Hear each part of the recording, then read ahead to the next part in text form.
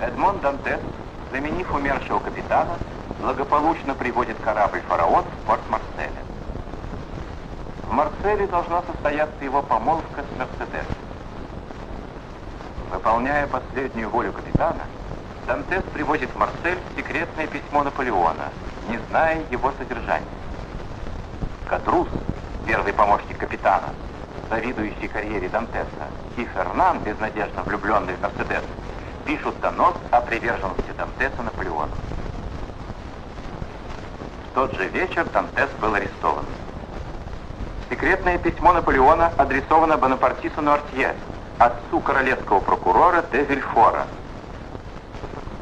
Прокурор сжигает компрометирующее его письмо, а Дантеса, как опасного свидетеля, заключает пожизненно в тюрьму. Дантес без суда и следствия находится в крепости Иф 20 лет. Ему удается найти возможность связаться с узником из соседней камеры, аббатом Фария.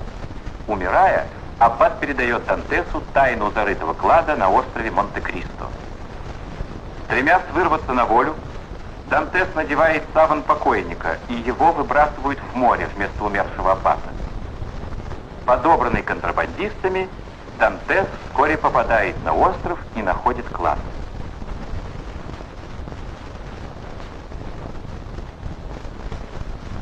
В одежде монаха Дантес возвращается в Марсель. Подкупив Кадруса, он узнает от него причину своего ареста и имена врагов. Щедро наградив друзей, Дантес с помощью преданного ему Бертуччо начинает мстить своим врагам.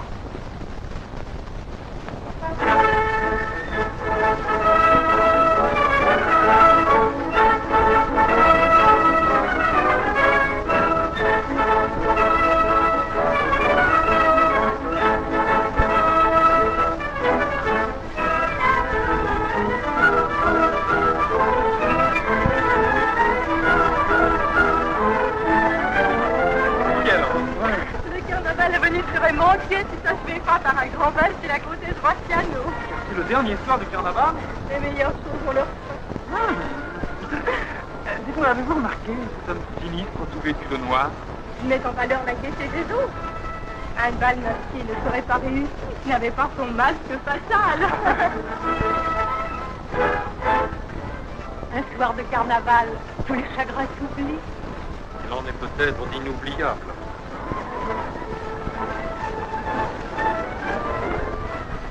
Entrez dans la farandole où vous le regretterez.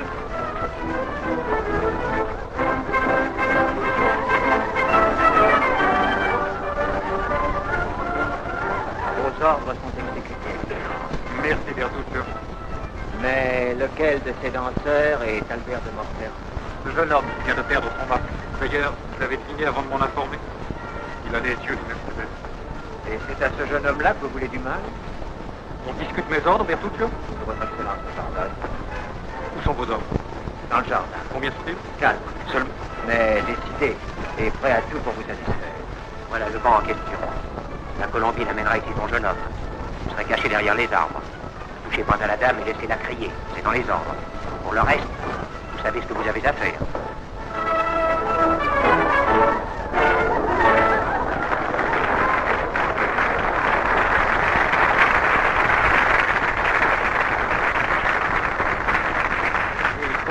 As-tu dans le jardin? J'ai mis une dame comme projet. Ne perdons pas de temps, nous éveillons trop de curiosité. Mesdames, vous entendez, mon ami Franz? Et savez-vous, je l'ai surpris ce matin au petit jour. Albert, je t'interdis de me trahir. Oh, je ne citerai pas de nom. Mais il descendait une échelle de soie située à l'un des balcons les plus fameux de Venise.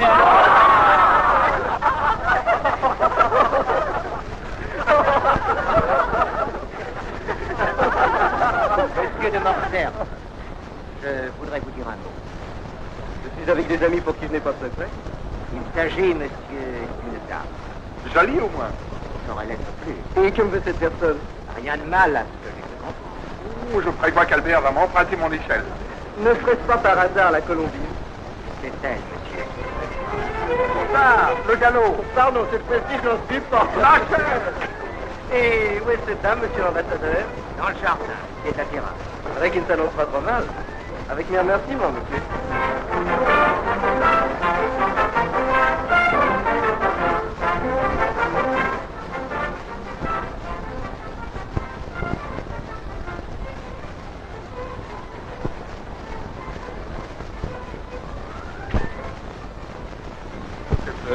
Ah non. J'aimerais bien connaître au moins de vue mon inconnu. Mais peut-être décevoir. Cela m'étonnerait. Oh, madame, pour une personne comme vous, qu'un bal masqué est une fête absurde.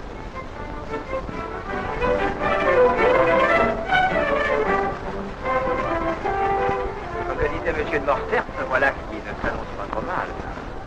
Il ressemble à Mercedes à un point qui m'émeut. Excellence, il est encore sans le sourd. Laisse faire. Et toi disparais pour m'attendre où tu sais. À vos ordres, excellence. Il me semble entendre craquer les branches. Oh, non, ne craignez rien, nous sommes seuls. Ah, monsieur, prenez garde.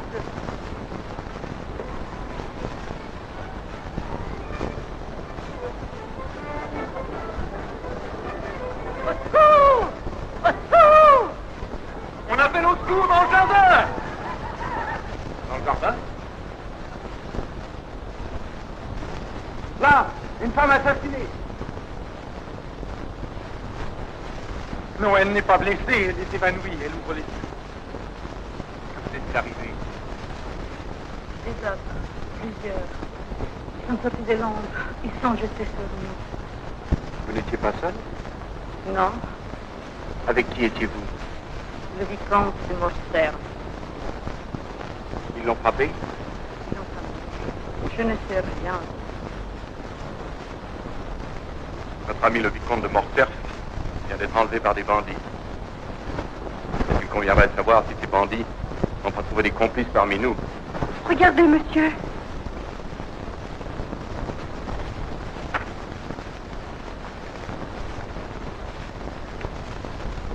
Il est réclamé pour sa rançon la somme de 20 000 livres. Elles devront être payées demain avant minuit, où le vicomte de Morcerf sera mis à mort.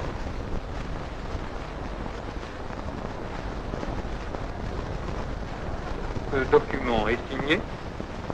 Il est signé Vampa. Vampa? Mais c'est le plus terrible bandit de notre époque. Votre malheureux ami me paraît être tombé en de bien mauvaises mains. Nous aimerions, monsieur, connaître votre visage, savoir qui vous êtes. Rien de plus légitime. Je suis le comte de Monte Cristo. Avant 20 minutes, le délai que j'ai fixé aura expiré. Je ne manque jamais ma parole. C'est donc ce qu'il Vous m'avez fait réveiller pour me dire ça? Je vous remercie bien. Tu as 20 ans et tu plaisantes à l'idée de mourir. Disons pour être sincère que je me force un peu. Avoue que tu espères qu'on paiera ta rançon. La somme est beaucoup trop élevée. Demander à des jeunes gens 20 000 livres le dernier jour du carnaval, cher Vampa. Vous paierez riche. Mais vous lui laissez pas le temps de payer. Vous allez faire une très mauvaise affaire. Je n'ai pas de conseil à recevoir de toi. Comment préfères-tu mourir? Pendu ou poignardé? Mais je suis votre invité. Veux-tu un prêtre? Ici. Luigi, avance. Luigi est témoin à Florence. Il peut t'assister. Merci. Mais je préfère me présenter devant Dieu sans la recommandation de monsieur. À tes guises. Alfredo, conduis le petit monsieur comme d'habitude, puisqu'il l'a demandé. Qu'est-ce que c'est? Le voyageur vient de se présenter au sentinelle. Il apporte la rançon du concert. Pour les jamais. Tu vois qu'on peut trouver beaucoup d'argent dans un délai très court sans être pour plein d'imbéciles.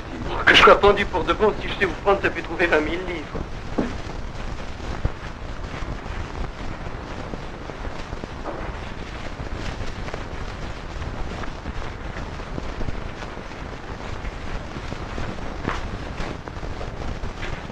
N'arrivons pas trop tard.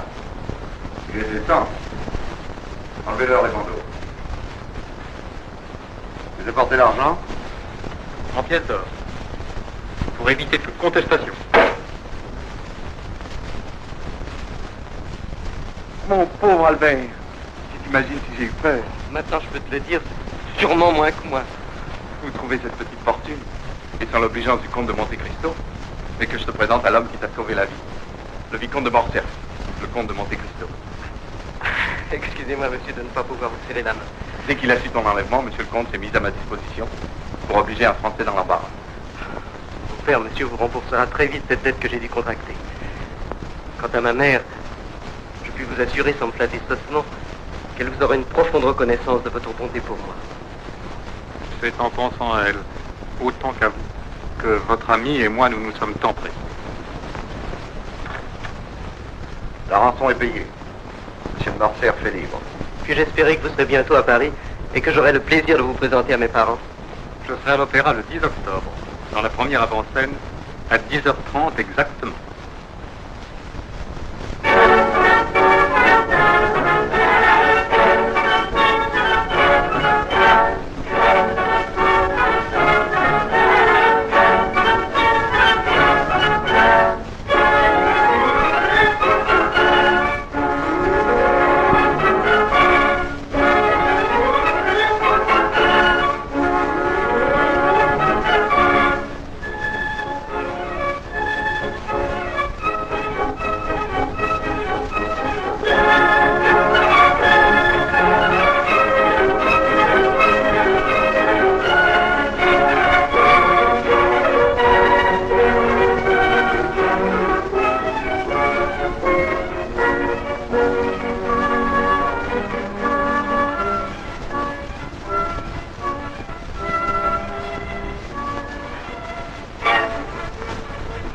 Je vous mène à l'opéra et vous ne vous intéressez qu'à cette avancée de vie.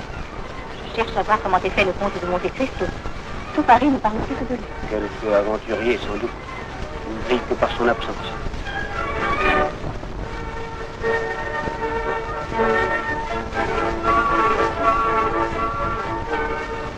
En 2 minutes, vous aurez perdu votre pari. J'ai tellement confiance en Monte Cristo que je vous offre de doubler l'enjeu. Tenez. Alors il vient pas?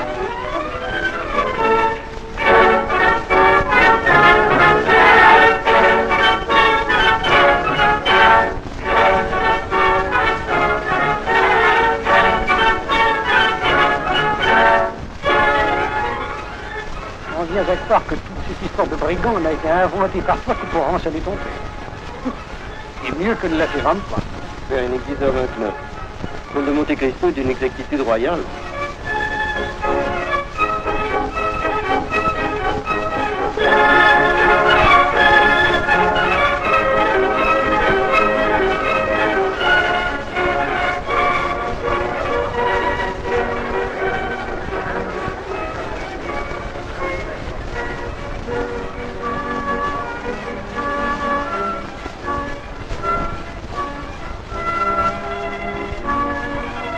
J'ai inventé l'histoire Et c'est à cet homme que je dois d'avoir encore mon titre. sans aucun doute. Comment le trouvez-vous? Très séduisant, romantique à souhait. Paris l'adoptera? Il vient que toute la salle nature pour lui.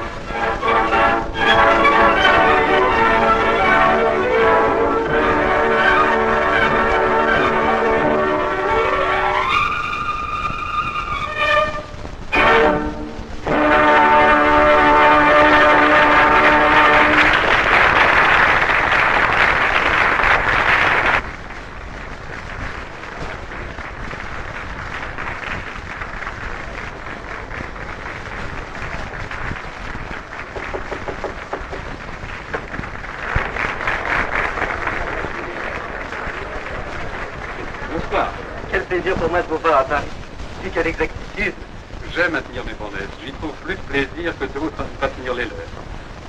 Ma chère Haïdé, voulez-vous me permettre de vous présenter mon jeune ami, le vicomte Albert de Morcerf? Madame, Vous n'avez pas gardé trop mauvaise impression de votre séjour à venir? on est rapporté que des souvenirs délicieux. Et de tous, grâce au comte de Monte Cristo, le dernier en est le meilleur. M'en voudrez-vous beaucoup, madame, si je vous prive un instant de la compagnie du comte, car ma mère souhaite lui exprimer sa reconnaissance. Mais parle-moi du monde, c'est trop naturel. Madame.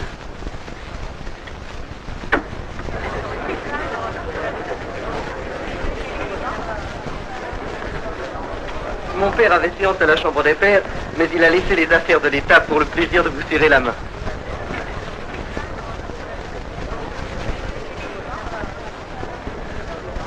Mère, permettez-moi de vous présenter le comte de Monte Cristo.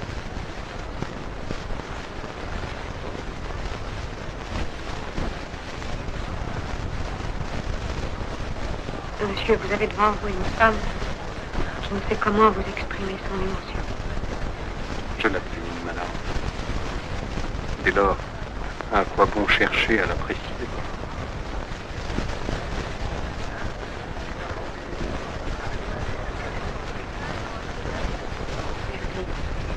À la gratitude de Madame la Comtesse de Morcerf, je tiens, monsieur, à ajouter l'expression de la mienne. Êtes-vous seulement de passage à Paris ou comptez-vous y séjourner? Je suis venu à Paris pour régler quelques vieilles affaires qui étaient restées en suspens. Je ne sais pas le temps qu'il me faudra pour en finir avec elles. Toujours est-il que j'ai acheté un hôtel à Neuilly où j'espère bien avoir le plaisir de vous recevoir. Ainsi que Madame la Comtesse de Morcerf. Je ne vous lâche pas, j'ai des amis que je veux vous présenter. Avec le plus grand plaisir, mon cher Albert. Vous permettez? Vous êtes souffrante? Jamais je ne vous ai vu si pâle. C'est la chaleur. À Paris, j'espère qu'il n'y a pas de bandits à craindre. Non, mais des Parisiennes qui sont bien plus redoutables. En tout cas, elles traitent mieux leurs prisonniers que ne le faisaient Vampa. D'accord, mais les rançons qu'elles prélèvent sont plus élevées. Mon cher comte, permettez-moi de vous présenter le plus digne de mes amis. Maximilien Morel, lieutenant au 6e chasseur d'Afrique. Très heureux de vous serrer la main, lieutenant. J'ai connu jadis à Marseille un certain monsieur Morel, l'armateur. Seriez-vous de sa famille? Je suis son fils. Son père est mort depuis 8 mois. C'était un homme d'une honnêteté et d'une bonté exceptionnelle.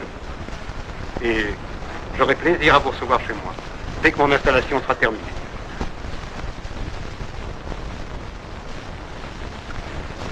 Tu me disais, chère Haïdé, que de l'avant-scène où nous étions hier soir, tu avais reconnu ce personnage. Oui, je n'avais que 12 ans lorsque j'ai vu pour la dernière fois. Mais dans de telles circonstances, la scène est restée gravée dans ma mémoire. Le comte de Morcerf, c'est bien l'officier qui a trahi mon père. Et pourquoi ton père avait-il demandé au roi Louis-Philippe de lui envoyer un général français? Pour organiser notre petite armée. Les Turcs menaçaient de prendre notre ville d'assaut. Le comte de Morcerf nous a vendus aux Turcs, qui ont payé sa trahison avec le trésor de mon père. Il n'en paiera que plus cher les autres crimes qu'il a commis. Mais pourquoi tarder? J'ai-tu peur que de retour en France, tu ne reprennes vos habitudes de ton pays? Ne crains rien. Je n'aspire à rien d'autre qu'à regagner l'Orient. Et là-bas, près de toi, que j'oublierai tout le mal qu'on m'a fait. Quand je serai vengé. Les femmes de mon pays ne discutent jamais la volonté du maître. Mais dis-moi si nous resterons longtemps à Paris. Eh bien, nous frapperons d'abord Monsieur de Morcerf, puis Cadrousse, puis Monsieur de Villefort, et je crois que tout ira très vite. Mais il faut que j'aille recevoir quelqu'un qui va peut-être m'aider. Excuse-moi, Bertuccio m'attend dans mon bureau.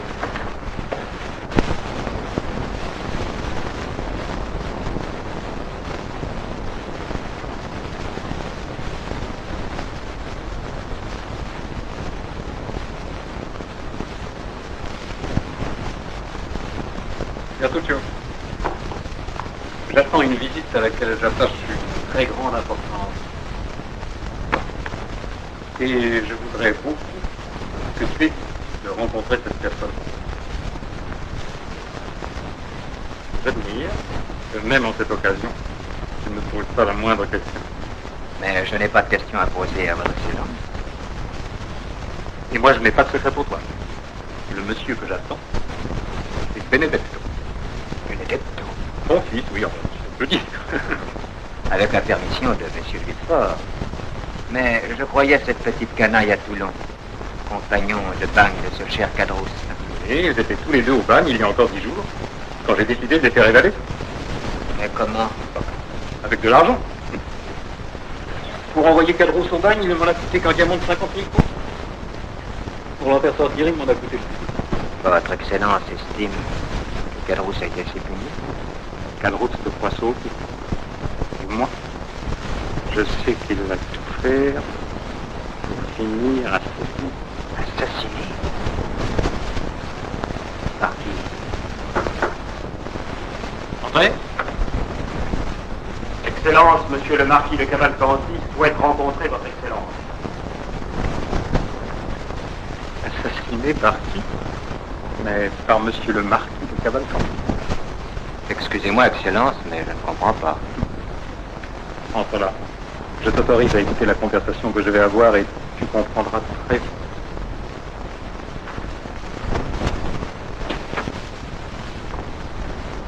Faites entrer.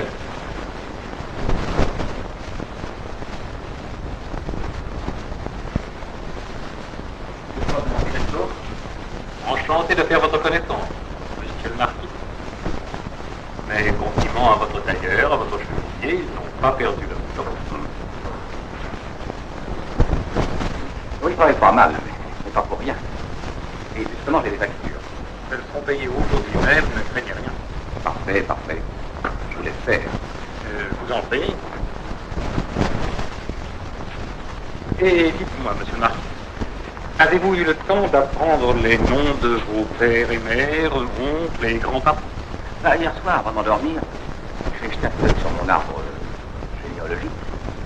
Mais avant d'apprendre tout ça, j'aimerais toucher une petite somme. Ah, vous n'avez pas confiance. Tout ce qui m'arrive, c'est tellement drôle. Remarquez bien, moi, je suis pas à tout. Il y a les politiques qui en voudra. Je peux bien apprendre et répéter. Ça me fera plaisir. Mais il me faut de l'argent. Parfaitement légitime.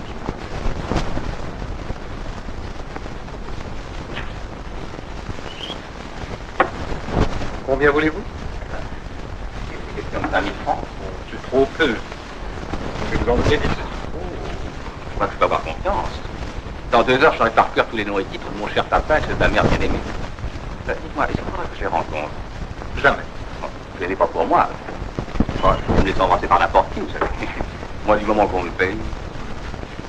Seulement, il faudra surveiller un peu votre langage. Ah, Et ne pas vous gratter à tout bout de champ. Mon cher marquis, vous n'êtes plus à Toulouse. comment, mais vous savez où j'étais il y a 2 jours encore? Je sais. Et où vous étiez avant. Et tout ce que vous avez fait. Je connais très bien Bertuccio. Vous connaissez mon père? Alors pourquoi vous me demandez les 3 fils d'Andrea Cavalcanti? Mais mon cher, parce que je vous prie ça. C'est juste. Mais alors, qu'est-ce que je dois faire pour vous? Rien. Je vous demande simplement d'être très élégant et de vous montrer dans tous les lieux de plaisir. Avec des amis que vous allez vous faire très vite. Avec les femmes que vous rencontrerez, dépenser sans compter. Mais je n'ai que 10 000 francs. Chaque mois, vous en toucherez autant. Soyez tranquille. Mais alors, en échange, vous allez me demander une chose très simple. Je vous donne ma parole d'honneur que je ne vous demanderai jamais rien. Mais rien. Je rêve. Non. Alors, nous sommes d'accord, mon cher Martin? Nous sommes d'accord.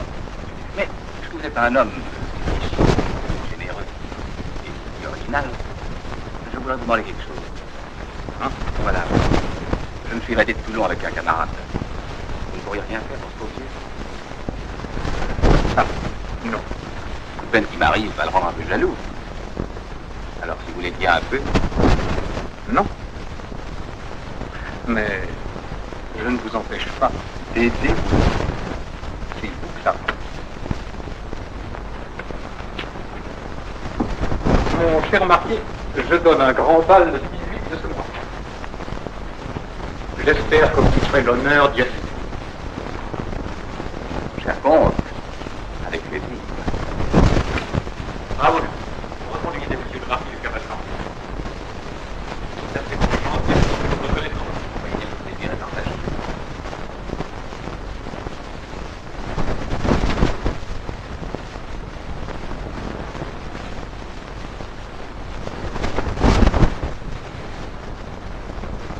Merci, monsieur.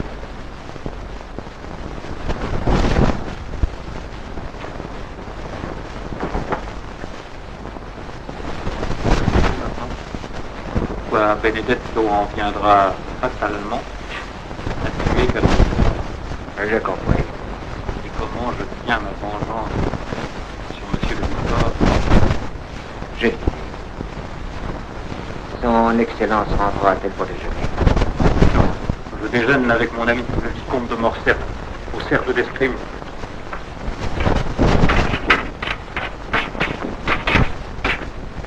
Touchez, bravo. 9 touches à 2. Je défendrai jusqu'au bout. Touchez. C'est trop fort pour moi. 10 touches à 2. J'avais prévenu. Vous avez 2 coups incomparables. Mais je suis trop tireur et effectivement de ma force au pistolet. Je ne peux pas vous la refuser, mais je vous avertis que je suis beaucoup plus fort au pistolet qu'à l'épée. L'enseignement de cette histoire, c'est que j'aurais tort de vous chercher une mauvaise querelle, hein? Si vous tenez à la vie de préférence, oui.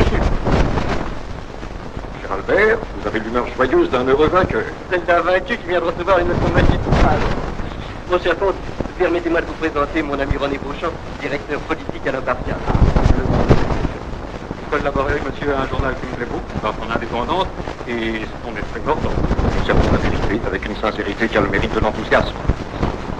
Mais vous osez vous en prendre de puissants personnages avec une énergie qui relève moins de l'enthousiasme que du courage. C'est comment vous remercier de vos compliments, monsieur. Par exemple, vous donnant avec nous. Il y a séance à la chambre des pairs, je dois y assister pour l'impartial. Croyez-vous que je ne prenne pas le temps de déjeuner. Comme eux, nous mangerons vite, mais comme eux, nous mangerons bien.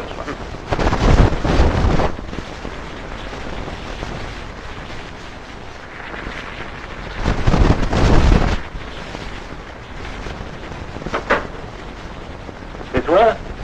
Il y a des... Je préviens, il y a quart. Oh, c'est jeune envie.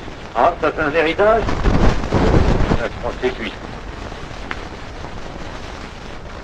Oh, c'est bon. Où c'est que tu as trouvé à t'habiller comme ça? Avec des habits. J'aurais pu penser à leur demander un peu d'argent au moins. Tu leur as pris un peu d'argent au moins. Pas osé. Et enlève tout ça. Je le porterai chez le président de notre Paris au plus pressé. Impossible. J'habite au café de Paris. Vous être habillé correctement. Tu déjeunes au café de Paris. Tu te débrouilles bien, toi. Et alors, mes camarades, qu'est-ce qui devient, lui? Pas l'affaire. On se perd dans les ennuis, où est l'avantage? Moi, c'est chez lui. Ah, tu disparais. Les choses ont l'air bien s'arranger pour moi. Toi-même, naturellement, tu trouveras ton petit profit. Ton petit profit. Pas un Bernard comme moi qu'on apprend la musique. T'as trouvé un filon, tu veux le garder pour toi. Ça aurait été un faux chien, il n'y a pas de raison que ça change. Seulement mon petit. Ou alors toi aussi, tu te mets dans la ceinture. Imagine alors que vous pourrez oublier ce que nous avons souffert au galet. Ça, c'est de la pommade, des mots. Vas-y, je suis dans le voiture. Tu entends? Dans ton intérêt. J'ai toujours de quoi manger, de quoi fumer, de quoi boire un coup de temps en temps. Ça aurait combien pour que tu dises la paix? Entre temps. Tu t'occuperais de ton existence? Non, un grand franc tous les 3 000 du mois et c'est plus si tu es, parole d'honneur. Je partirai à 650 francs. Mais si c'était un frère, tu m'en donnerais 200. Comment? Et tu viens de me donner ta parole. Bon, Gadrou, t'as donné sa parole de méthode. On revient jamais sur ce qui était convenu. Pas préparé? Il y en a 2 nouvelles. La rose ou la bleue? Celle que tu voudras, monsieur. Madame, ça c'est quoi? C'est ça. Je trouve madame très changée depuis quelque temps. Bon, madame la comtesse n'a jamais été très gaie, mais depuis le jour où elle est allée à l'hôpital, très bien, elle ne prend plus plaisir à rien. On a cette pratique, ne t'inquiète pas. Entrez. J'espère que je ne vous dérange pas. Non, mais tu m'as fait peur. Quand tu me demandes à me voir plus tôt le matin, c'est que le baccarat, c'est cher, la nuit. Non, je n'ai pas joué. Et je voudrais vous parler d'autre chose. Mais seul à seul. Je te rappellerai dans un instant. De quoi s'agit-il? Avez-vous lu l'impartial? Non, mais ton père m'a parlé d'un écho qui le concerne. Une abominable calomnie. Comment mon père a-t-il réagi? En souriant. C'est une manie. Ce journal veut s'en prendre avec violence à tous les personnages en. Pour les critiquer. Et l'impartial est injurieux, outrageant. Non seulement pour mon père, mais pour tous ceux qui portent son nom. Pour vous, ma mère, et pour moi-même. Et m'a-t-il pas prendre la chose en souriant?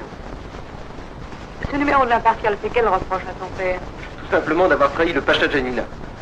Il laisse entendre par-dessus le marché que les Morcerf doivent leur fortune au trésor du Pacha qu'ils auraient obtenu pour prix de leur félonie. Bien. Ton père ne m'avait pas parlé de ça. La situation qu'il occupe à la Chambre des Pairs expose à tant de jalousie qu'il peut répondre par le mépris à de telles injures. Et moi, je n'accepte pas qu'on mette en doute l'origine de notre fortune. Cette offense à notre nom me veut la relever. Ce n'est pas moi, mon enfant, qui te conseillerait une indulgence dans une affaire qui touche ta connaître. Mais que comptes-tu faire? Et trouver Beauchamp à l'impartial et lui demander des excuses. S'il refuse... Mais ton ami Beauchamp te donnera certainement satisfaction. Tu es assez grand pour avoir mesuré par toi-même les sentiments qui m'attachent à ton père. L'homme a des défauts dont j'ai souffert, mais le soldat est au-dessus de tout proche. Voilà l'approbation que j'attendais de vous. Mère, faites-moi confiance. Et demain, l'impartial nous adressera des excuses. Des excuses? On ne peut plus clair. Qui dissiperont tout équivoque dans l'esprit des lecteurs. À défaut de quoi, je devrais me tenir pour offensé par vous. Mon cher Albert, ne vous emportez pas. Je vous répète que ces lignes ont paru sans que j'y sois pour rien. Vous avez la responsabilité politique de votre journal.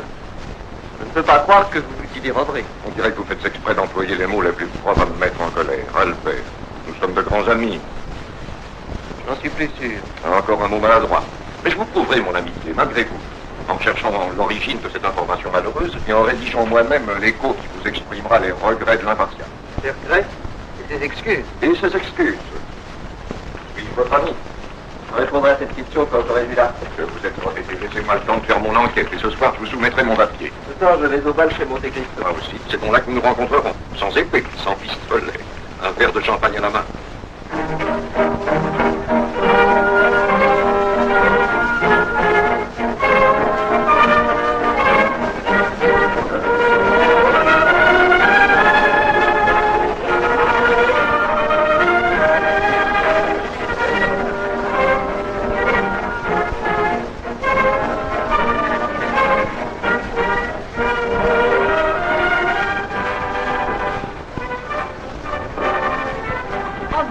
Le comte de Monte Cristo a fait la conquête de tout ça.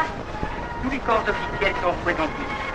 J'ai confié un ministre, 2 généraux, un académicien, 2 ambassadeurs et 3 pairs de France. Monsieur de Villefort.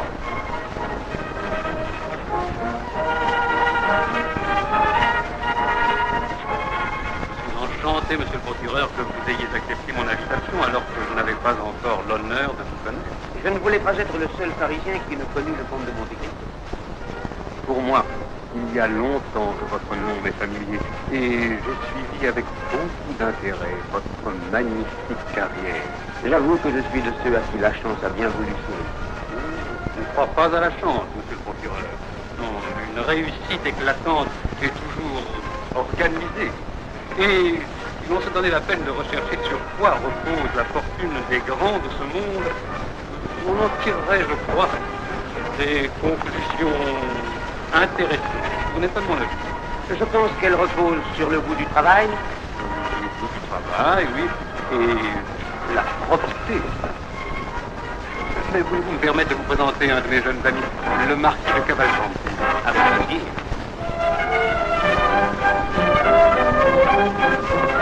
Marquis, j'ai le plaisir de vous présenter à monsieur de Villefort, procureur du roi, l'une des plus dignes et des plus intègres figures de votre temps. Enchanté, monsieur. Vous êtes italien, monsieur. Je suis le fils du marquis Andrea de Cavalcanti, de vieille noblesse florentine qui est en 1812 à Milan, Francesca Verditti, la mère, fille d'Anthony Verditti, qui fut architecte de sa sainteté le pape Clément XIV. Mon jeune ami séjourne à Paris pour y recueillir des documents sur sa famille, dont il semble bien qu'une branche se soit fixée en France. Mais je m'excuse, mes invités me réclament. Je vous laisse bavarder.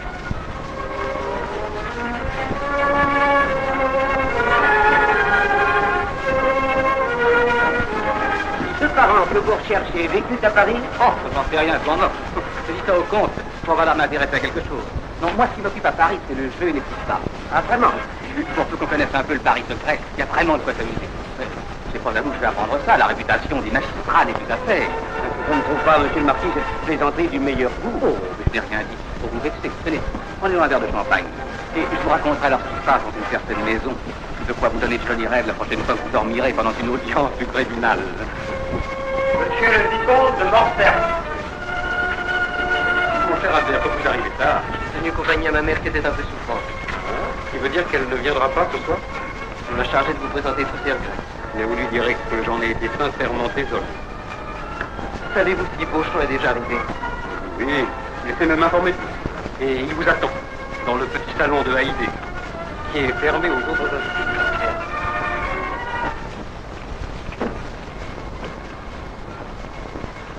Et toi? Je ne fais pas du feu pour me réchauffer, mais pour vous prouver à quel point je suis votre ami. Le sens de la démonstration m'échappe. Avez-vous rédigé l'article? Fidèle à ma promesse, j'ai d'abord fait mon enquête. L'écho qui vous attend blessé fut rédigé par mon confrère Vince. Comme ça, de chic, à la légère, sans mesurer la gravité de ce qu'il écrivait. Non, mon ami, sur la foi d'un dossier très singulier et très troublant, qui lui avait été adressé Par qui? par une personne qui n'a pas voulu se faire connaître. Alors, si bien que sur la dénonciation du premier venu, l'impartial s'autorise à calomnier. Mon cher Albert, ne vous emportez pas, je vous en supplie. J'ai vu le dossier, je l'ai étudié. Je suis très calme. Pèse mes mots. Le rôle joué par le général de Morcerf dans la reddition de Janina est singulier. Vous, Beauchamp, prétendez? Je ne prétends rien, mais vu l'anonymat du dénonciateur, mon amitié pour vous, je vous offre, Albert, de jeter ce dossier au feu. Si. Mon père n'a rien pu faire de contraire à l'honneur. Voici le dossier. Donc, il ne contient aucune preuve définitive. Prenez-en connaissance, si vous voulez, mais à votre place, je le jetterai aux flammes, pour éviter d'avoir apporté sur mon père un jugement désagréable. Merci, René. Vos propos sont ceux d'un ami sincère. Si votre conscience vous autorise à détruire ces papiers, détruisez-les.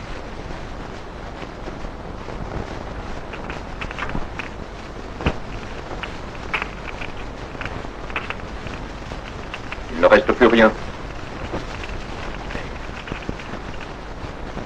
Est-ce que je croyais un grand soldat? Qu'il le demeure de votre esprit. Nous n'en parlerons plus jamais. Et maintenant, faites.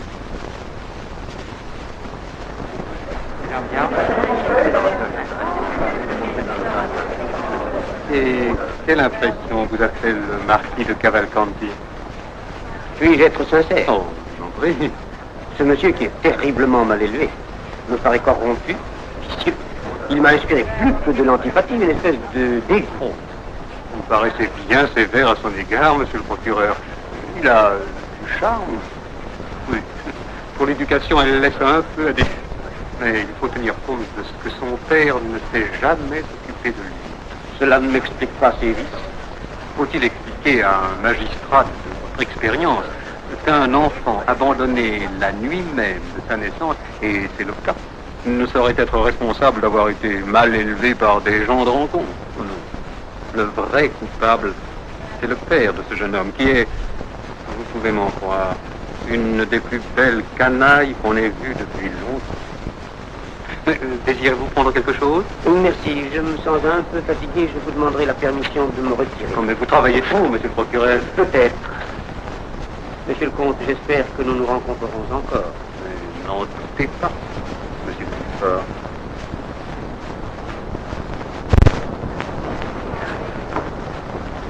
Monsieur Beauchamp. Cher comte, Vous a-t-on prévenu qu'un de vos confrères de l'impartial était venu vous demander? on n'en a rien dit. Mais ce monsieur Vincent désirait vous voir, et j'ai cru bien faire en le faisant entrer dans mon bureau, où il vous attend. C'est très aimable à vous. Vous verrez, la pièce est confortable et, détail qui a son importance, elle est pourvue d'une cheminée. Une cheminée? Oui. Où on peut faire du feu. Allez, allez. Votre confrère doit s'impatienter.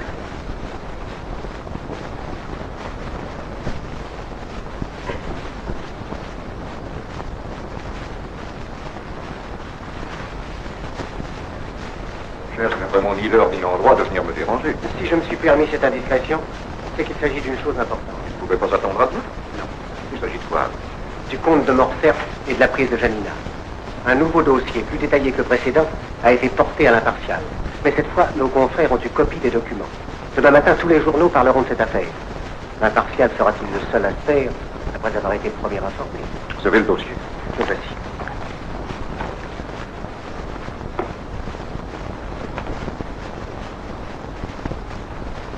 L'informateur est toujours anonyme? Non. Qui est-ce? Je vous en laisse la surprise.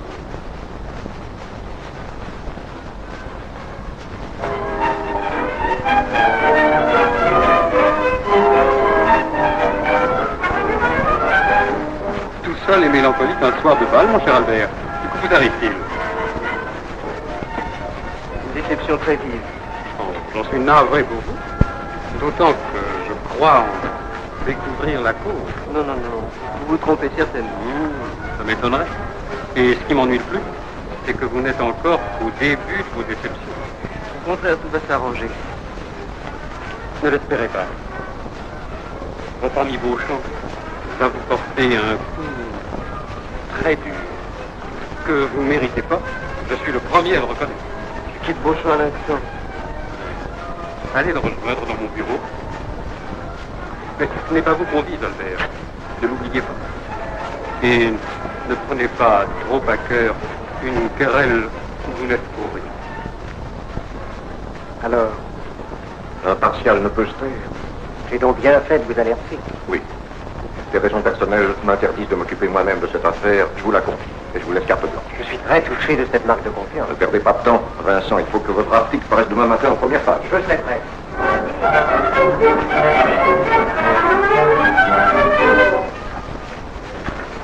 Monte Cristo vient de m'avertir d'une manière embarrassée que tu avais une mauvaise nouvelle à me donner. C'est Monte Cristo lui-même qui t'a prévenu? Il y a un instant. Mon pauvre Albert, demain matin, tous les journaux seront pleins de cette affaire de Janina. Encore? Cette fois-ci, l'informateur s'est fait connaître. Dis-moi son nom. Et je cours le gifler devant tout le monde. Qui est-ce? Le comte de Monte Cristo. Lui qui m'a assuré il y a 2 minutes son amitié, son affection. Ces attaques ne sont dirigées que contre Monsieur de Morcerf. N'oublies-tu que c'est mon que porte? Suis-moi. Nous allons nous expliquer devant tout Paris.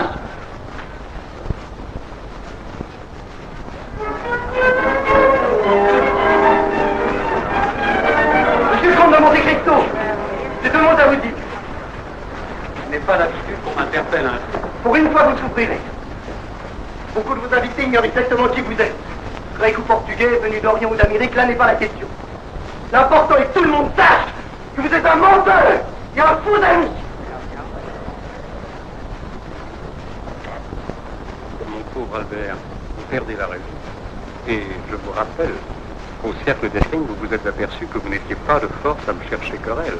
J'aimerais savoir à quoi vous sert d'avoir appris les armes, puisque vous frappez vos adversaires par surprise et dans le dos.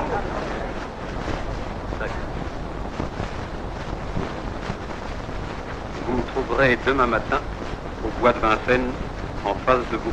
C'est là la dernière invitation que j'accepte de vous. Monsieur René Beauchamp et Franz d'Épinay me serviront de témoins. Je voudrais bien leur faire connaître les vôtres. Lieutenant Morel, me ferez-vous l'honneur de m'assister dans cette affaire? Je suis à votre disposition, monsieur. Merci. Et vous, monsieur le carrier Caudron, puis-je vous demander le même service? Notre choix bonheur, monsieur Monte Cristo. Merci. Vous voyez, vous avez satisfaction. Et moi, je ne perdrai pas cette occasion de corriger vos écarts de langage.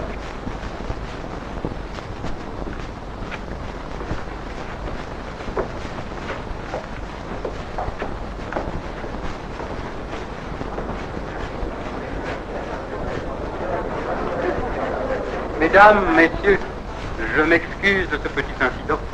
En vérité, il ne s'est rien passé. Et le bal continue.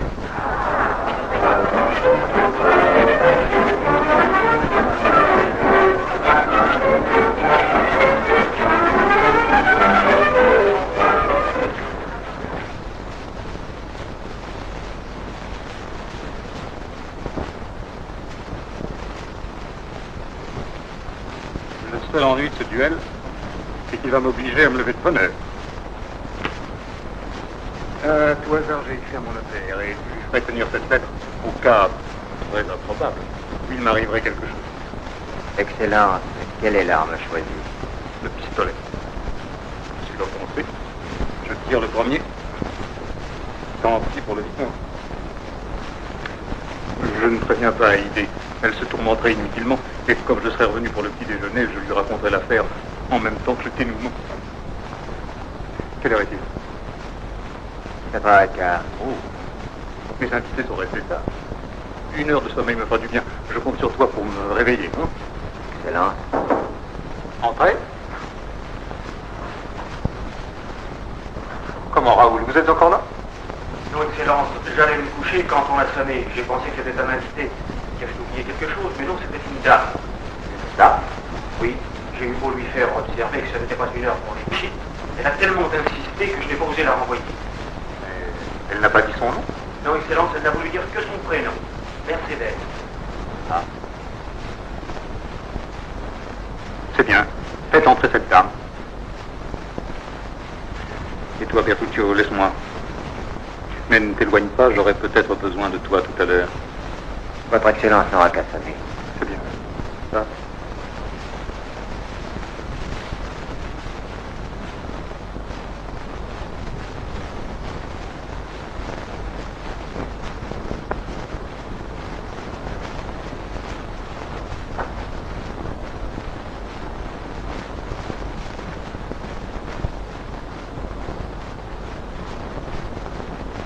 Après l'incident de ce soir, je m'étonne que la comtesse de Morcerf rende visite au comte de Monte Cristo. Oui, sur ce jeu qui me fait mal. Depuis la première fois, je vous ai reconnu. Si la comtesse de Morcerf et le comte de Monte Cristo doivent s'éviter, Mercedes a le droit de demander à Dantès de sauver son enfant. Dantès est mort, madame. Vous avez porté son deuil.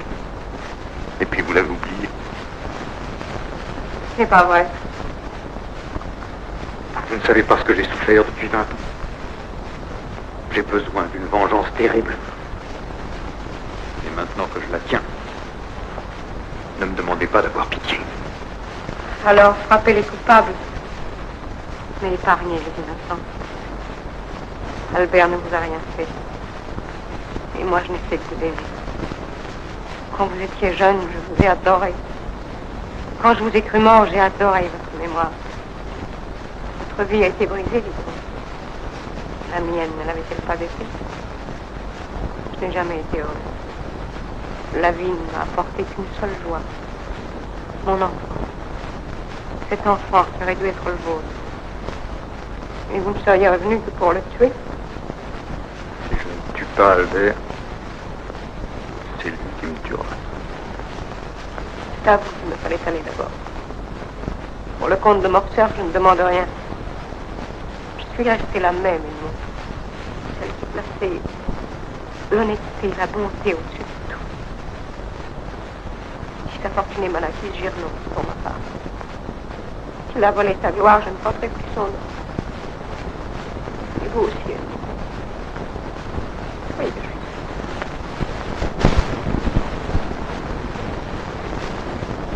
M'avez-vous attendu?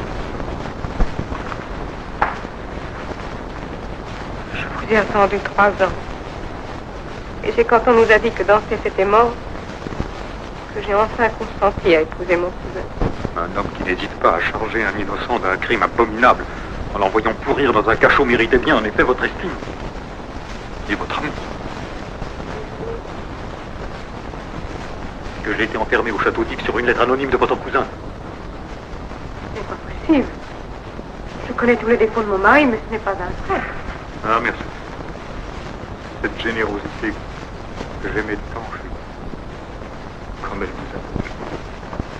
Mais la carrière de votre mari, sa fortune, jusqu'à son mariage, tout chez lui est basé sur l'imposture, la trahison, tout.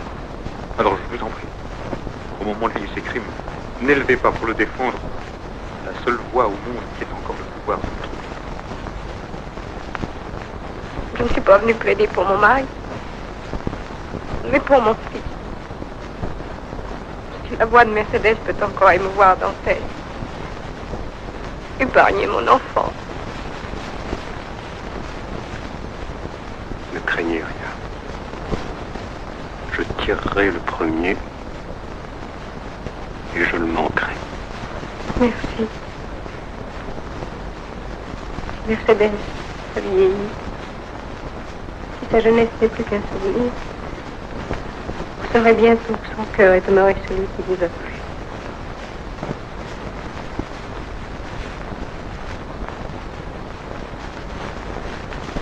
Adieu.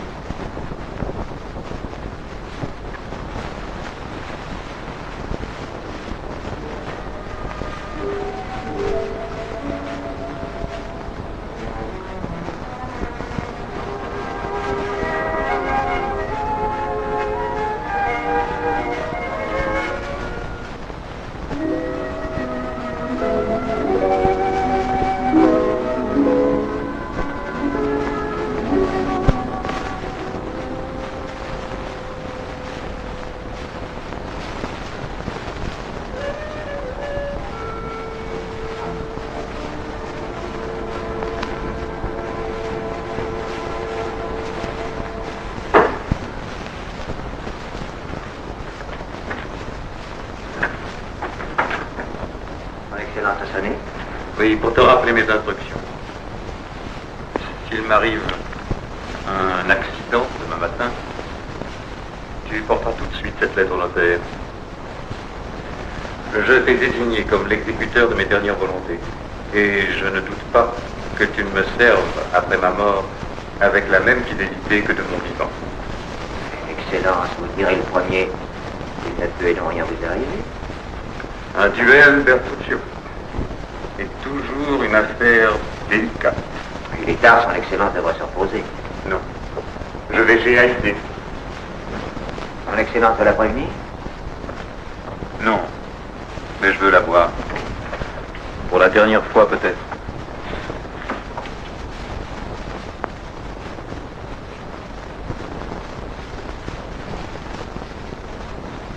Messieurs, voici les pistolets. Ce sont des armes neuves que j'ai prises de chez Grosset. Si vous voulez les vérifier. Oui, il nous suffit de savoir qu'aucun des adversaires ne les connaît.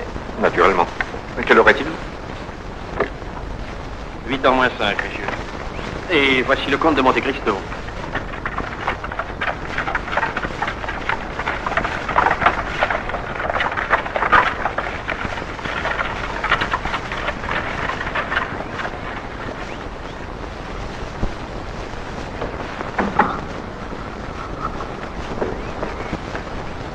Je m'excuse, messieurs, de vous avoir dérangé par un temps aussi désagréable. Non, avez-vous eu le temps de vous reposer un peu? Mais je me sens très bien, très calme. Et d'humeur indulgente? Qu'entendez-vous par là? Si grande qu'était l'injure que vous ayez subie. Tous vos amis souhaitent que vous épargniez ce jeune homme. Une simple blessure est la seule correction qu'il mérite. Quand le vicomte de Morcerf me tiendra au bout de son pistolet, pensez-vous que lui m'épargnera? Certainement pas s'il a lu les journaux ce matin. Toutes les feuilles révèlent la trahison du comte de Morcerf à Janina. Le mieux me paraît, messieurs, de nous en remettre à la Providence. Et le voici.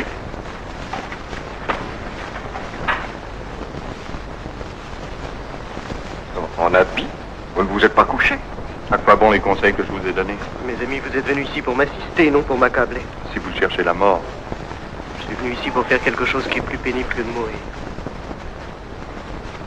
Franz, prévenez le comte que je demande à lui dire 2 mots. En particulier? Non, non, devant tout le monde. Allez.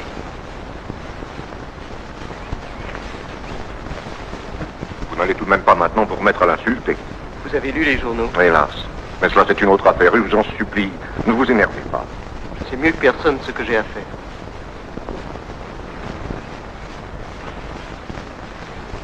Monsieur, vous avez encore quelque chose à me dire?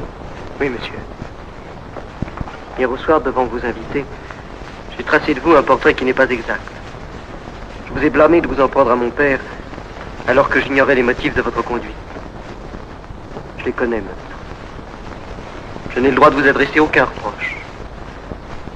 Je vous prie, monsieur, d'accepter mes excuses. Dans ce cas, Je ne demande qu'à oublier notre querelle. Et je vous tends la main. Je crois que ma mère serait heureuse si elle nous voyait en ce moment. Vous lui direz, Albert, ma reconnaissance et profond respect. Quant à la vérité sur l'affaire de Janina, ce n'est pas sur ce terrain-là qu'elle peut être établie. La Chambre des Pairs entendra aujourd'hui même des explications de Monsieur de Morcerf.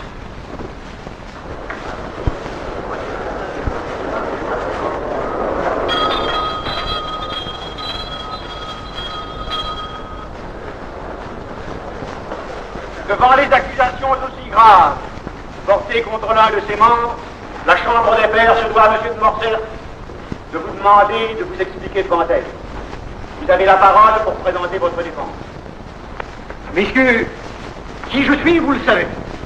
J'ai participé à 3 campagnes et 10 batailles. Soldats obscurs, tous mes galons, je les ai gagnés sous les feux de l'ennemi. Et le roi Charles X m'a fait comte de Morcerf. Qui se dresse en face de moi? Un étranger dont la police ignore encore la véritable identité. Ah non, dont nous savons seulement qu'il est très riche et qu'il a conquis Paris par l'étalage d'une fortune dont personne ne pourrait indiquer l'origine. Qui croirez-vous, messieurs? L'officier français ou cet aventurier? Est-ce que j'en viens au fait? Le sultan Ali Pacha était assiégé dans Janina par les Turcs. Il allait succomber fatalement. Le sultan, dont j'avais la confiance et l'amitié, me charge de négocier un armistice. Je lui en apportais les conditions qu'il refusa. Avant de reprendre le combat, il m'embrassa. Et quelques instants avant de trouver la mort, il me remit cet anneau, signe du commandement, en gage de son éternelle reconnaissance. Voilà, messieurs, comment j'ai trahi le sultan.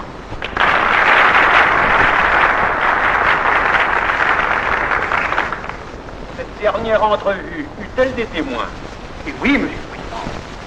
La femme du sultan et sa fille Haïdé assistaient en pleurant à cette dernière rencontre. Ali Pacha me confia leur destinée.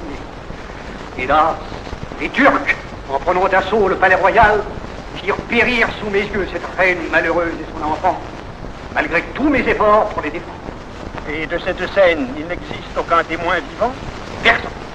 Ah, à moins que le comte de Monte Cristo n'y ait assisté caché sous la table. Mais je doute que ce personnage ait jamais mis les pieds là où il n'y avait pas d'or à ramasser et des balles à recevoir.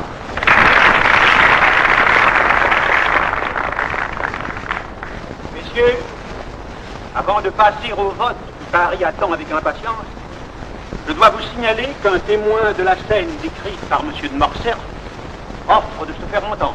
Quel témoin? Je donne ma parole d'honneur à l'Assemblée qu'il n'y avait là que le sultan, la reine, sa fille et moi. Je demande à l'Assemblée de me faire savoir à main levée si elle désire entendre le témoin. Les trois sont prêts. Faites entrer le témoin.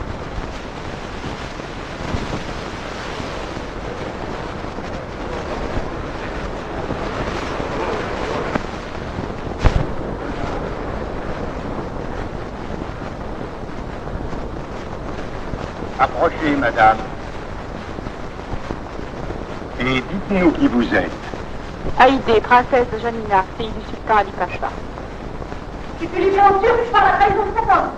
Il se prend avec une fille et il est mort assassiné. Monsieur le Président, voilà mon acte de baptême, mon acte de naissance. Et, plus étrange, un acte de vente, passé avec un marchand arménien, qui nous livrait comme esclaves, ma mère et moi, pour la somme de 100 000 francs. Qui furent payés à cet homme. Mensonge et calomnie. Tout mon principe répond. Que de Morcerf, la parole est au témoin. Parlez, madame. Quand Janina fut encerclée, mon père envoya le général auprès des Turcs pour obtenir un armistice. Le général, loin de négocier comme il en avait mission, livra les plans de la ville. Quelques instants avant de mourir en son bassin, mon père fut appelé le général. Et devant ma mère et moi, il nous frappa au visage. Le général était blême, comme en ce moment. Tenez, regardez-le. Il a sur son front le sang de mon père. Ce geste vous accuse, monsieur de Morcerf. Qu'avez-vous à dire pour votre défense? Et que peut répondre un homme pris dans un filet de mensonges? Vous avez dit vous-même que la femme et la fille du sultan ont péri sous vos yeux, malgré vos efforts pour les protéger. Et voici la preuve qu'elles ont été vendues par vous à des marchands d'esclaves. Je conteste à la Chambre des Pairs toute compétence pour juger cette affaire. Vous avez dit le contraire au début de la séance. Madame, nous vous remercions de votre zèle à servir la justice. Retirez-vous. Nous allons procéder au vote qui terminera ces débats. Puisse-t-il venger la mémoire de mon père mon oncle?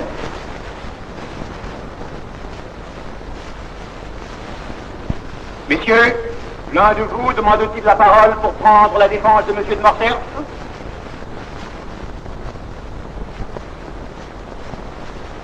À main levée, déclarez-vous monsieur de Morcerf coupable de féronie, de trahison et d'indignité? À l'unanimité, monsieur de Morcerf est chassé de la Chambre des Pairs. C'est le premier qui tombe. Il était comme une loque. Je connais sa suffisance. Tous ses parvenus s'effondrent misérablement. Et M. de Villefort, gonflé d'orgueil, sera comme lui aussi.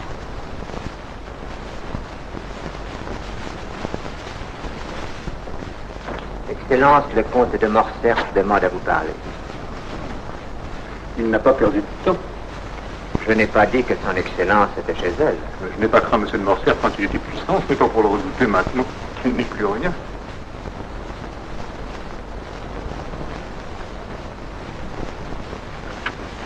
Cher Haïdé, rends-moi service. Reçois-le à ma place. À votre place? Oui, tu veux bien? Ai-je jamais discuté votre volonté? Oui. Fais entrer, monsieur de Morcerf, et dis-lui que je ne suis pas là.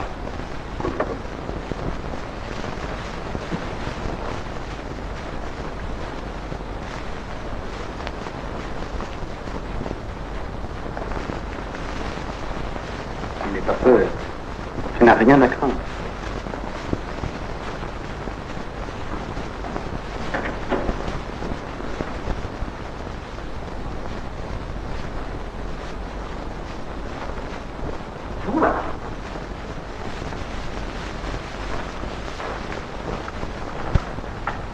Demandez le comte de Monte Cristo. Il est absent.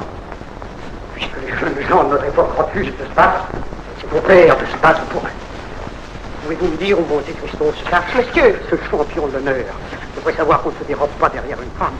C'est lui que je cherche et non pas sa maîtresse. Encore une fois, madame, où s'est-il réfugié? Et par la même occasion, dites-moi pourquoi il me hait.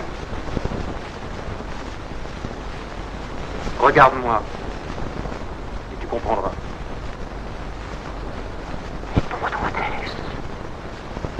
Oui. La prison où tu m'as fait enfermer était solide. Mais j'en suis sorti tout de même. Acceptes-tu de te battre avec moi dans un duel qui ne prendra fin qu'avec la mort de Vadino? Je refuse de me battre avec toi. Tu en es indigne. Tu n'as jamais cessé de te conduire comme un traître. Mauvais soldat. Triste officier, tu as volé tes galons. Toutes les croix que tu portes sont une insulte à ceux qui les ont méritées. Sans dignité, sans honneur. Tu es une canaille avec qui on ne se bat pas. Sortez! Monsieur Bertuccio, faites reconduire par des gens, monsieur de Morcerf. Désormais, ma porte lui est condamnée.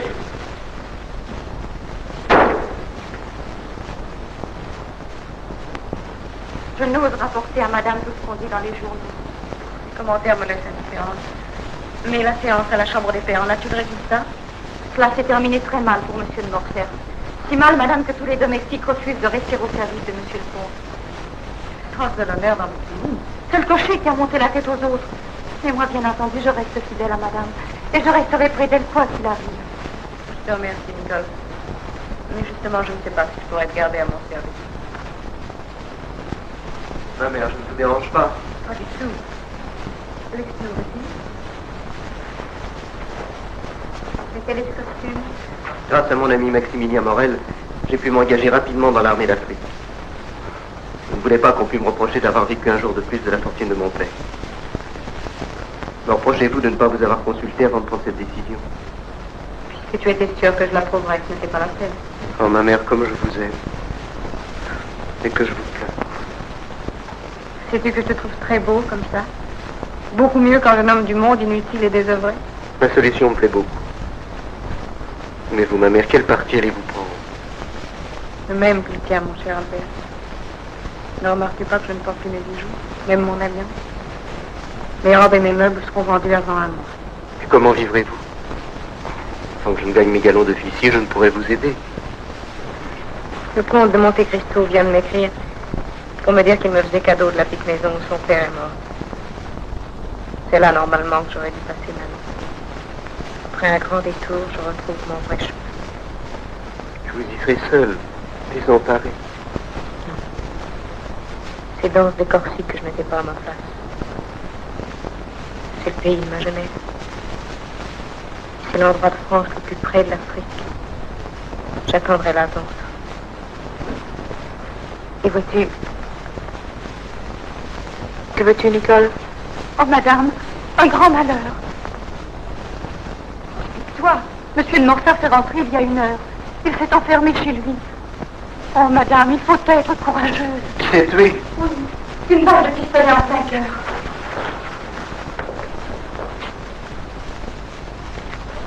Un, 2, 3, 4 et 500 francs. Tu m'en ajouteras bien un petit 6e. Et tu m'avais donné la parole que tu auras 750 francs. Et je t'en donne 500.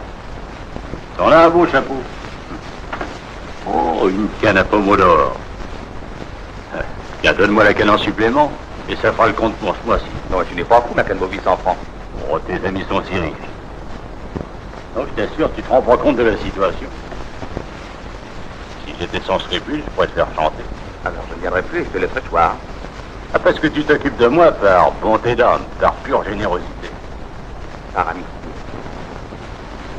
Non. Parce que t'as peur. Tu pouvais me faire disparaître, m'assassiner, tu le ferais tout de suite. Ça m'en tient à l'âge. Donc ça me dégoûte de dépendre de toi. Alors, ne demande plus rien. Si tu veux. Tiens, j'ai une idée. Si tu l'acceptes, à partir de ce moment-là, on se connaît plus et plus jamais tu n'entendras parler de moi. Quelle est ton idée? Ah ben c'est simple.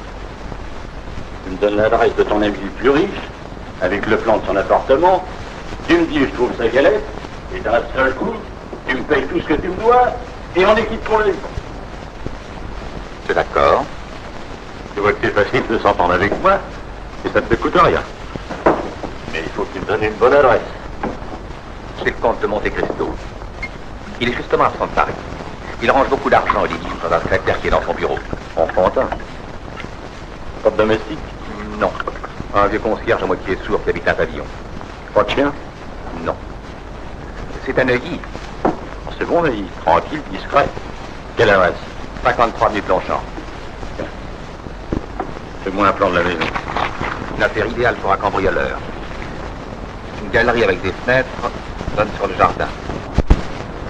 La mort de M. de Morcerf révèle tout de même un certain courage. Tu te trompes, Haïlé. C'est la suprême lâcheté de cet homme. Il n'a pas pensé une minute à sa femme, à son fils. Excellence, un commissionnaire vient d'apporter cette lettre. Il dit qu'elle est très pressée. De la part de qui? Cet homme ne l'a pas dit. Il est parti si vite qu'on n'a pas pu le rattraper. Oh, papier un peu sale, écriture vulgaire. Voilà qui sent la lettre anonyme. Tiens, puisque tu as des gants, ouvre-la, je te prie. Le nom de cette personne? Quelqu'un qui vous veut du bien. Je m'en doutais. Et quel bien me veut-on?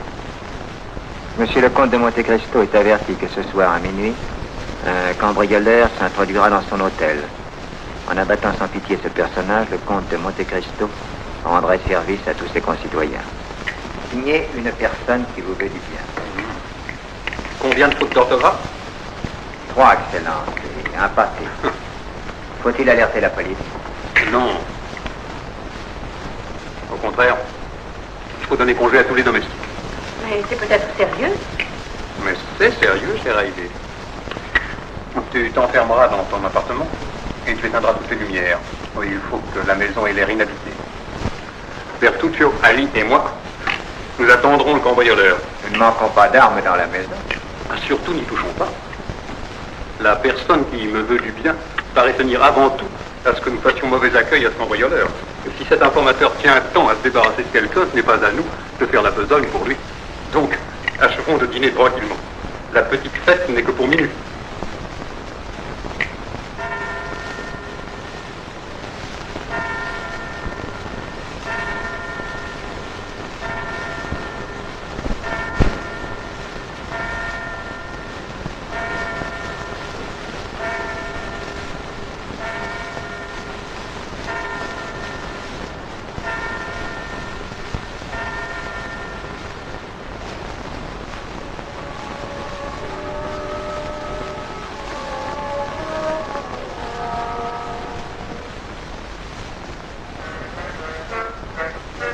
Excellence, le premier homme a sauté dans le jardin.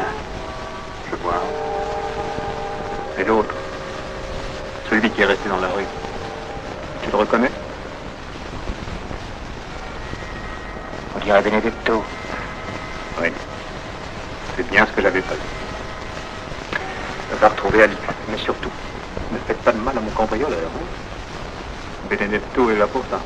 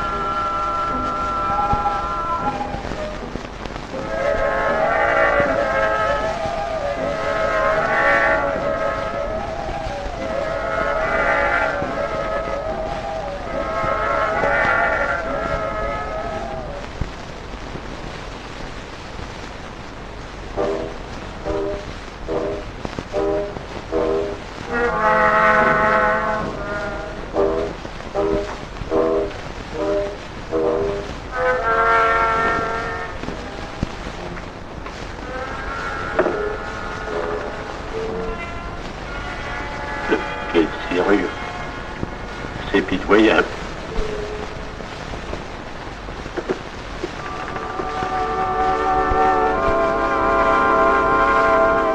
Le père Busoni.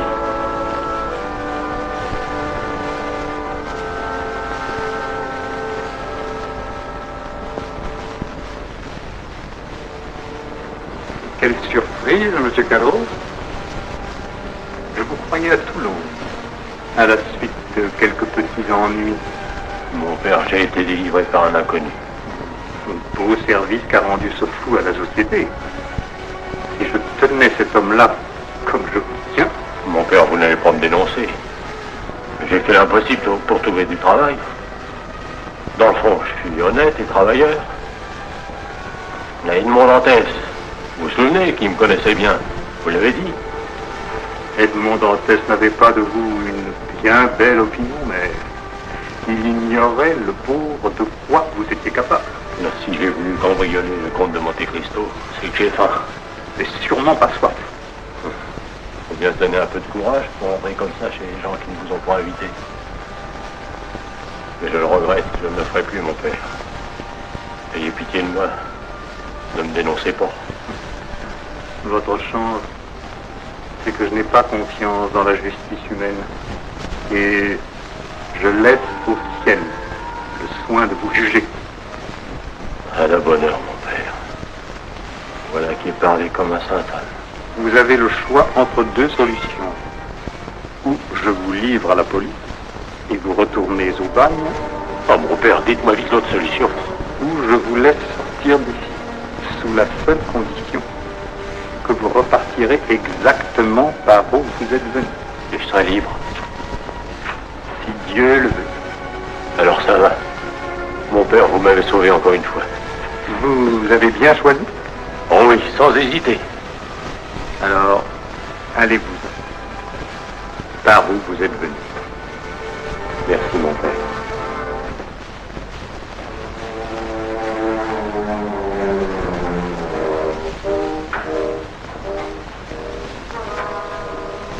Le père Busoni veut que vous me laissiez passer.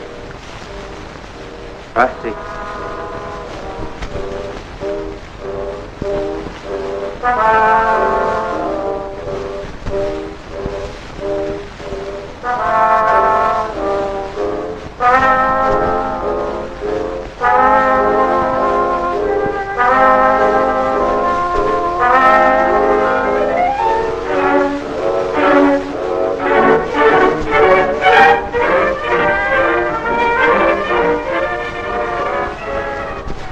Il est parti?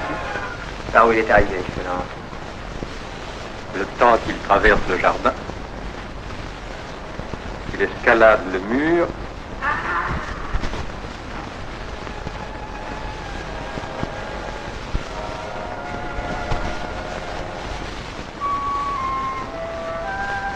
le deuxième.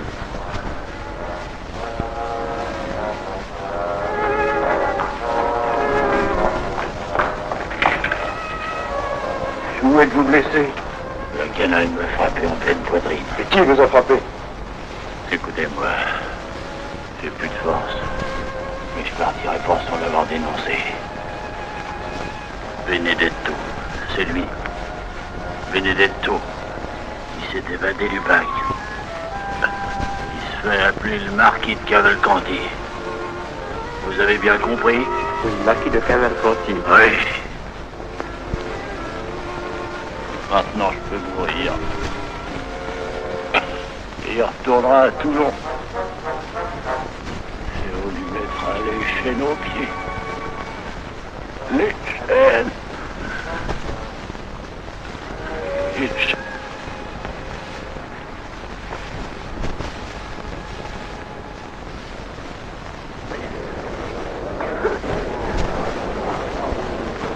Messieurs, la cour!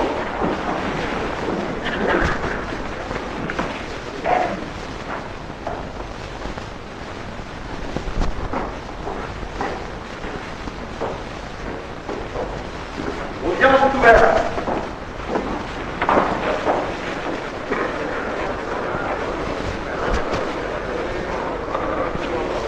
Garde, faites entrer l'accusé.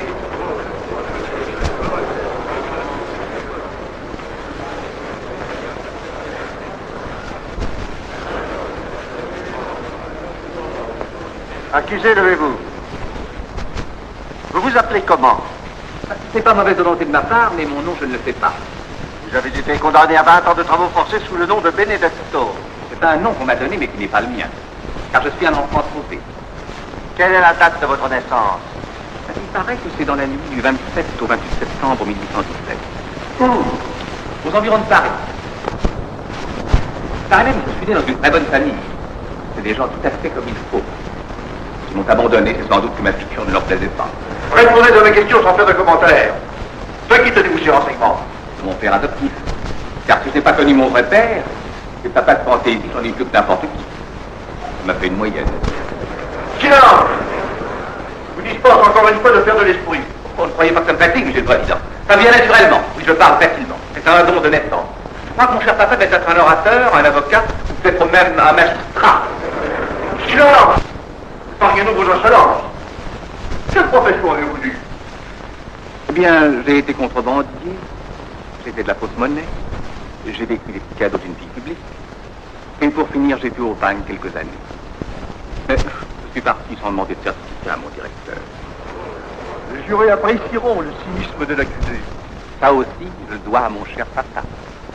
Car si la police se donnait la peine de rechercher qui je suis, un peu sérieusement... Il me paraît, Monsieur le Président, que cette discussion sur l'identité du prévenu ne répond à rien puisqu'il ignore toutes ses origines. Pardon, Monsieur le procureur général, la défense attache beaucoup d'importance au fait que le prévenu est un enfant abandonné et qui trouva auprès de gens de rencontre les soins et la tendresse qu'un père lui avait refusés. La défense n'en tirera que quelques effets de voix auxquels le tribunal est habitué. Je vous propose, Monsieur le Président, de passer où? Je demande au contraire que les origines du prévenu soient clairement établies. Sur les déclarations incontrôlables de Benedetto, il se dit aujourd'hui pour émouvoir le tribunal, on peut trouver, comme il se disait hier, pour éblouir les dames du marquis de Cavalcanti. La défense demande sur ce point l'audition d'un témoin. Faites entrer le premier témoin.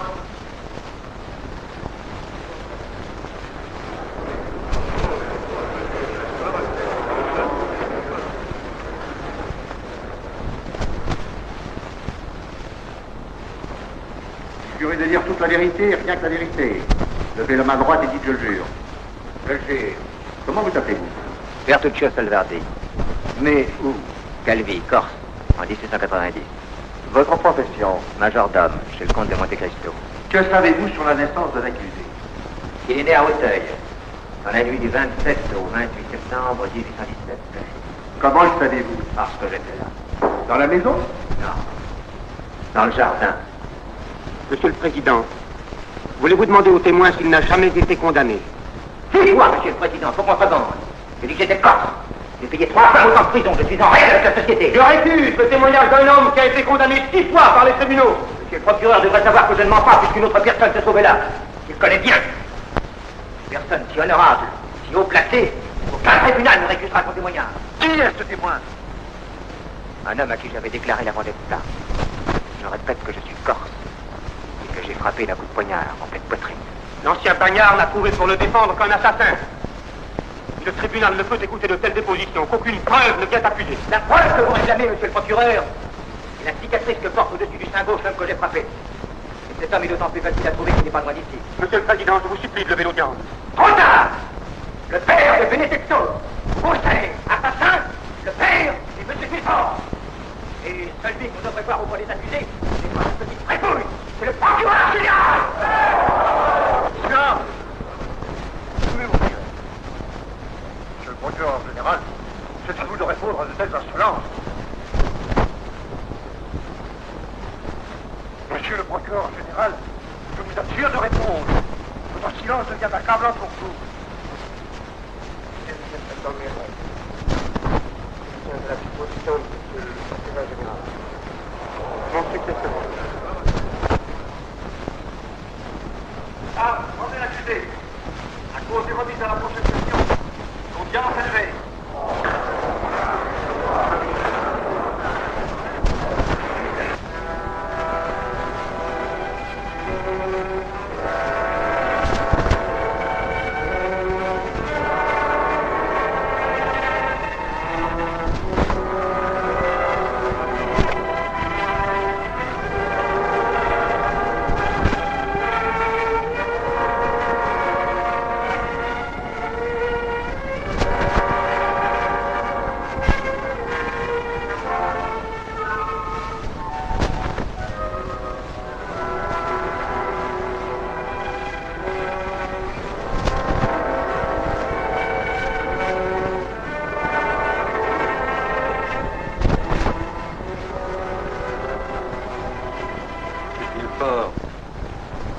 Que voulez-vous encore?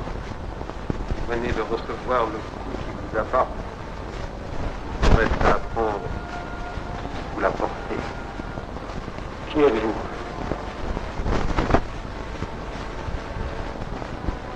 Reconnaissez-moi.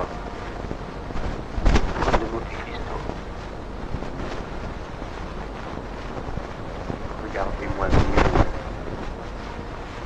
Je ne vois pas qui vous êtes. Cherchez-moi.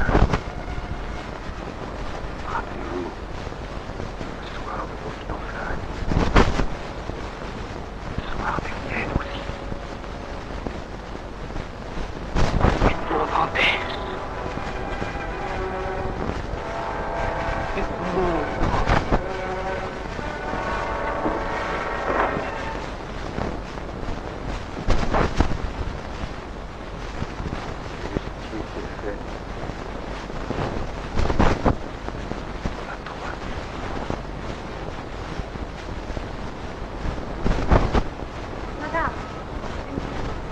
une visite? Il a dit que c'était un ami. Un ami?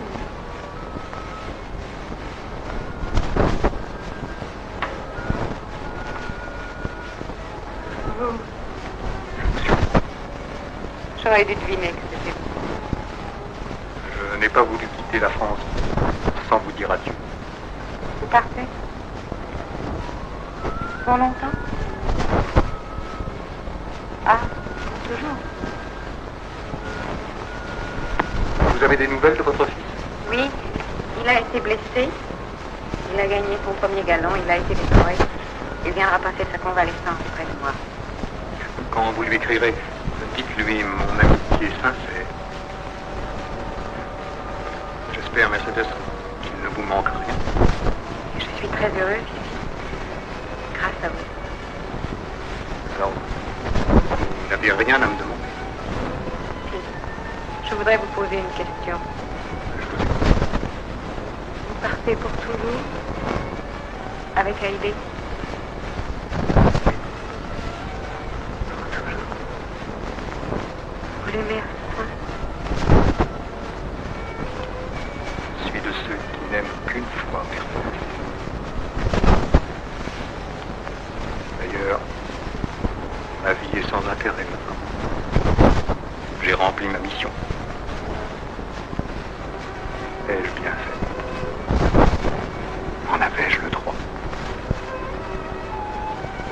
Dieu me jugera.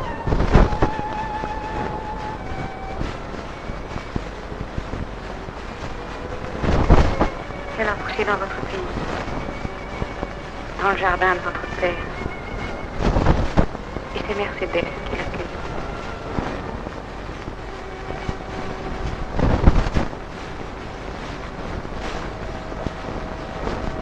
Je la garderai. Précieuse.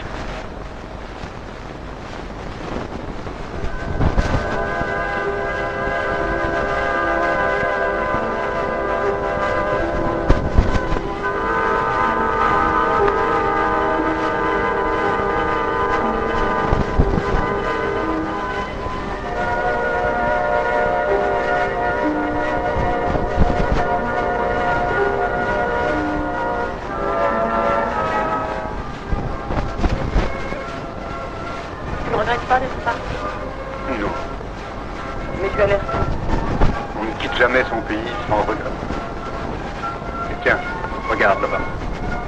La dernière image que j'emporte. Qu'est-ce que c'est?